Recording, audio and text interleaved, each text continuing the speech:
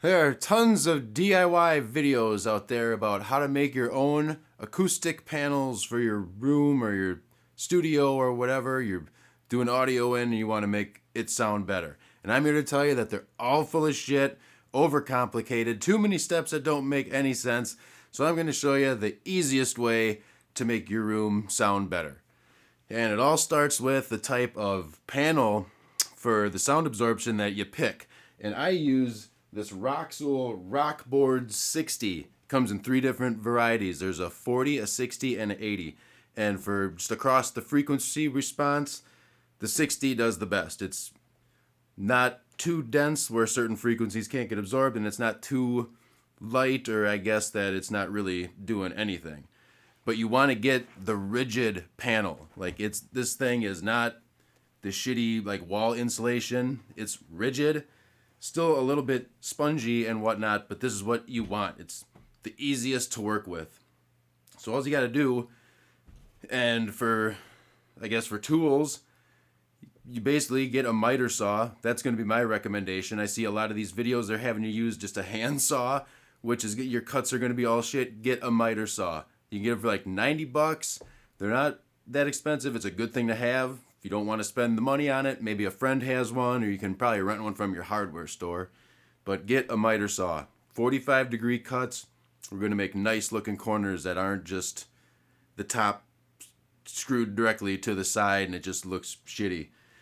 So start with this. You get 6 of them. There's a website I'll show you on the screen here. 6 of them with shipping to me. I live in Wisconsin. It'll be about $80 for 6 of these, but it's worth it. I mean, the amount of sound that it absorbs is just unbelievable. You can just scream into it, and it's amazing how little sound comes back at you. So get these, the Roxul Rockboard 60. And there you can see the fucking site on that picture there. So yeah. And then, so you're going to want to measure, obviously, the top, the width of the top, the width, and then the width of the bottom of that panel. Mark it, and I use 1x3 pine. I see a lot of these videos, they're telling you to do 1x4s. It doesn't make any sense to have that much more weight hanging on your wall. 3 is plenty deep, because those are 2-inch panels, so they're going to fit in. You're still going to have a little air space behind the panel and the wall, so any reflections that get through are going to have room to bounce back into this, get absorbed again. But basically, however wide that panel is, just make 2 marks on the wood. Leave a little room. If you're starting on the end of one of the pieces of wood, leave a little room, because your 45-degree cut is going to angle out from where those marks are, okay? And then another thing you're going to want to do is, once you get all that done, so you'll do that for the top, and then you'll measure, obviously, the length of it. Do the same exact thing. Make sure that where your dot is, for however long the left and right sides are, that you are cutting out with that 45-degree angle. So then it makes the nice flush-looking corner like that. And the next step, I did not do that. This is the first panel I built. You can see the corners are pretty shitty, not very square, like flush and nice looking. So I highly recommend, just once you get your pieces cut, just take them, whether you got a workbench or whatever. Just, you could even use your kitchen table, a coffee table. Can illustrate with this Kicks box here, which is a great way to start your day. Packed with nutrition, plenty of goodness. It's got that little bit of sweetness on top of that corn deliciousness that we all love and desire. They switched up their motto. It is no longer kid-tested, mother-approved. It's kid-tested, parent-approved. And I highly recommend you eat Kicks because it is very good. And just do it. So you could just take, if this was a piece of wood, just a square piece of wood you got laying around, line these up like that. Obviously, they wouldn't be screwed together. So take that one, clamp that shit. Get out the clamps, right? Clamp it down. Clamp the top one down, because you want these as square as possible. If you got a square sitting around, bust that shit out. Use it. Make sure that these are all squared up. Now you got them clamped down. It's locked in place. Now you're going to take a drill. The drill bit, that is obviously not as wide as the screws that you're going to be using. You just want to drill some pilot holes. So you got that all squared up, pop a couple pilot holes in there, slap some screws in there. You don't need anything special, just not too wide that you're going to split this wood apart when you put a screw in there. And you only need it really probably inch and a half, inch and a quarter, inch and a half screw to get down in there. So once you had it all clamped up, you'll get everything all square. And then that's it. I've seen other videos where they have you put this weird brace behind it. Other ones where they've had you put corner supports in. Like this is going to be supporting 10,000 pounds hanging on your wall, which is just nuts. So get pine, 1x3 pine. The best pieces you could find for looks and just sheer flatness of them. Make sure that they're not all twisted and shitty. So now you got that done. You got your frame made. That's it. It's so easy. The next thing that I see these other videos doing is they have you wrap the whole thing. And if you measure, so if you measure correctly before you wrap it, your panel should fit in there snugly. And if you made the frame a little too small so the panel won't fit in, it's easy to just shave little bits off. And if you made it too big, you've made your frame too big, you could easily put that panel in and just shim it. So it'll fit in there snug.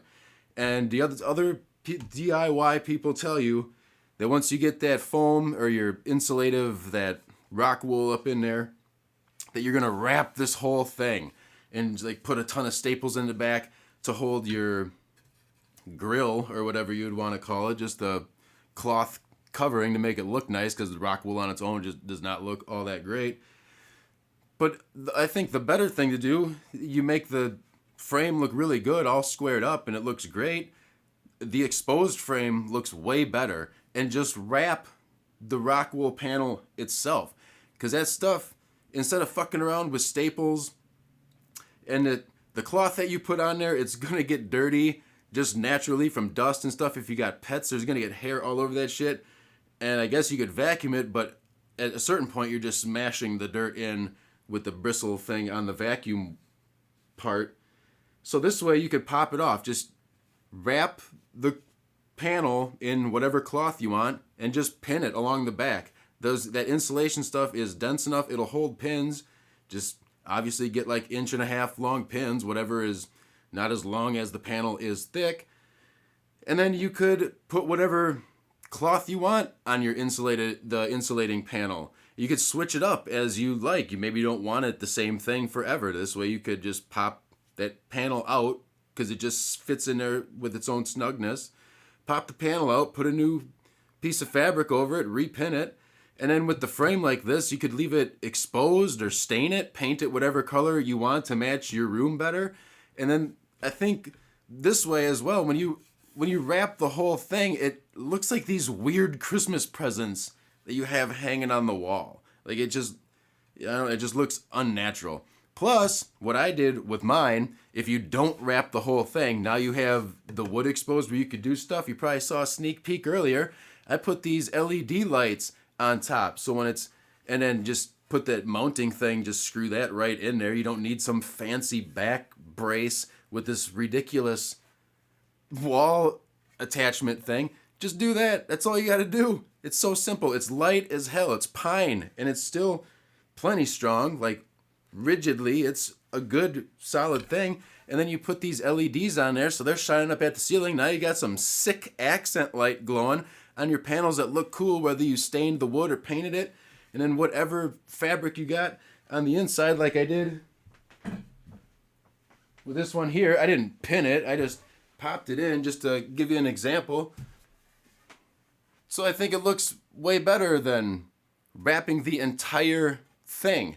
And like I said, it looks like you got this weird Christmas present hanging on your wall. This way it kind of looks cool, and you could use, this one's kind of a see-through covering, so you kind of get like that, whatever mold they make these things in, you can kind of see through it on there. But you could use a thicker one if you want. Again, if it's too snug, just shave just a little bit off the side. So you could use a relatively thick cloth on these as well. And that's basically it. It is so easy.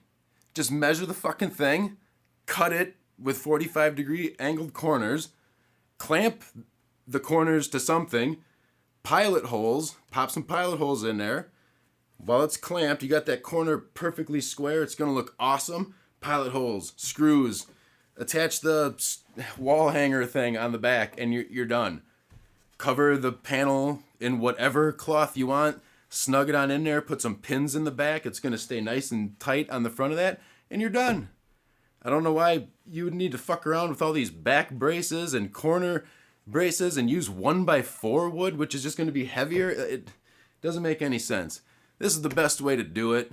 If you got any other questions, just ask. If you don't know how to use power tools, find someone that does. Good night.